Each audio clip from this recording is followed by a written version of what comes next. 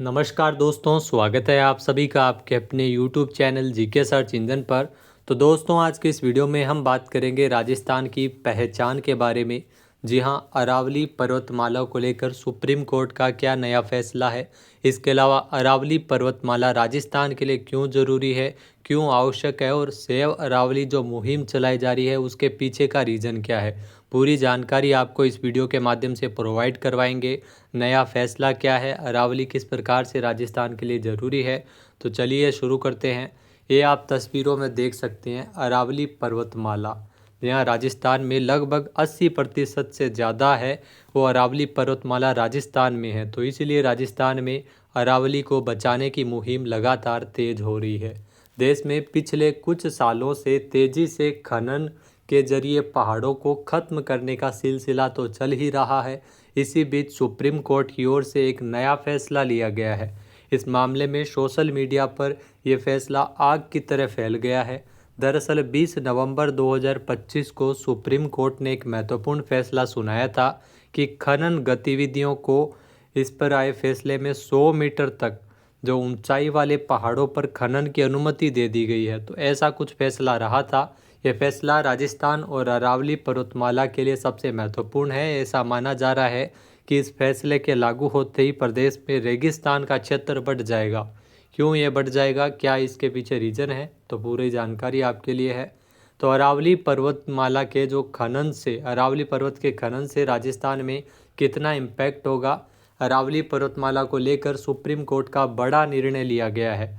यहाँ यह निर्णय है कि राजस्थान की जो लाइफलाइन अरावली पर्वतमाला को कहा जाता है, लेकिन अब यह लाइफलाइन खतरे में है।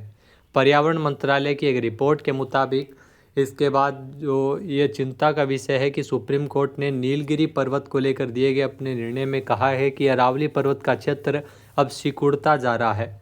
अरावली का लगभग 90% हिस्सा 100 मीटर से भी कम ऊंचाई का रह गया है। तो ऐसी स्थिति में 100 मीटर से नीचे के भूभाग को अब अरावली को पहाड़ी नहीं माना जाएगा। जो 100 मीटर से नीचे का भूभाग है उसे अरावली की पहाड़ी का दर्जा नहीं दिया जाएगा। तो ऐसा कुछ फैसला सुप्रीम कोर्ट ने लिया है। इस फैसले की अगर बात करें तो क्या राजस्थान में बढ़ जाएगा रेगिस्तान का हिस्सा। यहाँ पर्यावरण मंत्रालय की ओर से अरावली पर्वतमाला को लेकर एक रिपोर्ट की जो सुप्रीम कोर्ट में पेश की गई थी। इसके बाद अब सुप्रीम कोर्ट ने भी माना है कि अरावली पहाड़ियाँ अब सिर्फ भूभाग बन गई है और अरावली का लगभग 90% हिस्सा 100 मीटर से कम का हो गया। तो ऐसी स्थिति में इन हिस्सों में खनन के रास्ते खुल सकते हैं। तो ऐसी रिपोर्ट है वो पर्यावरण मंत्रालय के द्वारा पेश की गई है। अब सवाल यह उठता है कि यदि इन क्षेत्रों में खनन कार्य शुरू हो जाएगा तो प्रदेश में रेगिस्तान के क्षेत्र बढ़ने का भी खतरा पैदा होगा, क्योंकि प्रदेश में अरावली पर्वतमाला मरुस्थल के विस्तार को रोकती है। आप अगर राजस्थान से हैं तो इस प्रकार से जो अरावली पर्वतमाला है इस साइड सबसे ज़्यादा बारिश होती है। मरुस्थल के विस्तार को रोकने का काम है वो अरावली पर्वतमाला राजस्थान में कर रही है। तो ये भी खतरा पैदा हो सकता है। अरावली पर्वतमाला के ऊंचाई घटने से प्रदेश में मानसून सिस्टम भी प्रभावित होगा। प्रदेश में मानसून के जरिए होने वाली बारिश काफ़ी कम हो जाएगी।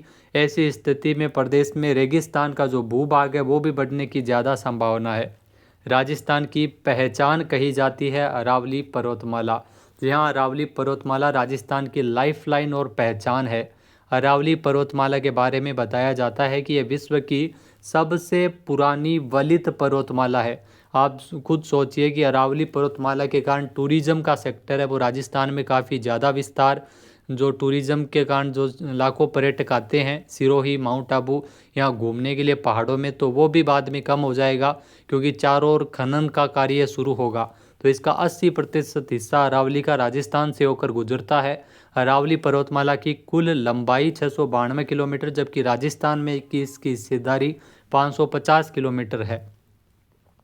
इसके अलावा अरावली पर्वतमाला की सबसे ऊंची चोटी राजस्थान के पर्यटन स्थल माउंट आबू की गुरु शिखर में है, जहां 1727 मीटर इसकी ऊंचाई है।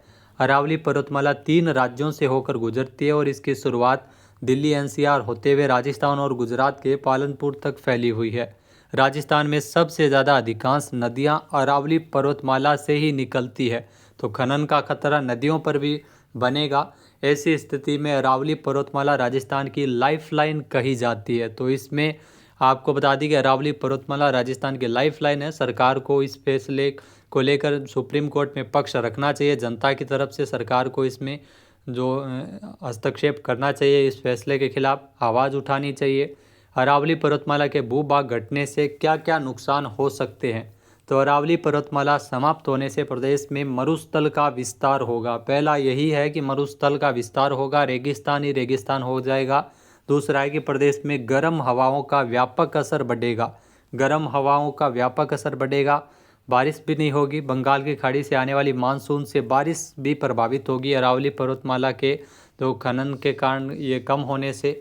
इसके अलावा प्रदेश में भूकंप के झटके आने के आसार बढ़ेंगे और प्रदेश के अरावली से निकलने वाली नदियां भी समाप्ति के कगार पर हो सकती है। नदियां प्रदूषित हो सकती है और उनमें भी लगातार इसमें प्रभाव पड़ सकता है। प्रदेश के कृषि क्षेत्र के फसलों पर भी इसका बुरा असर पड़ सकता है। प्रदेश के भौगोलिक दशाओं और जलवायु पर भी विपरीत प्रभाव अरावली पर्वतमाला को लेकर इसमें पड़ सकता है। इसके अलावा दोस्तों, प्रदेश में वर्षा का सिस्टम भी लगातार प्रभावित होता जा रहा है। जहाँ पर्यावरणविद और राजस्थान विश्वविद्यालय के ज्योग्राफी डिपार्टमेंट के सीनियर प्रोफेसर के मुताबिक अरावली पर्वतमाला की हाइट कम होने से राजस्थान की वर्षा का सिस्टम भी प्रभावित हो रहा है। ग्लोबल वार्मिंग के चलते मानसून की हवाएं आ रही है और उसमें तेज़ी से परिवर्तन हो रहा है। इसका मुख्य कारण है कि अरावली पर्वतमाला की हाइट कम होने से नहीं टकरा पा रही है और जो हवाएं जो अरावली से टकराकर राजस्थान के पूर्वी क्षेत्र में बारिश करती थी, लेकिन अब वह पश्चिमी राजस्थान की तरफ जा रही है और अब पश्चिमी क्षेत्र में बरसात देखने को मिल रही है। इसके अलावा दोस्तों, कुल मिलाकर राजस्थान का वर्षा सिस्टम प्रभावित हो रहा है और इसके चलते पूरा सिस्टम प्रभावित हो रहा है। तो यह काफ़ी चिंताजनक है। अरावली पर्वतमाला की हाइट घटती जा रही है और इससे राजस्थान में कई विपरीत प्रभाव देखने को मिलेंगे।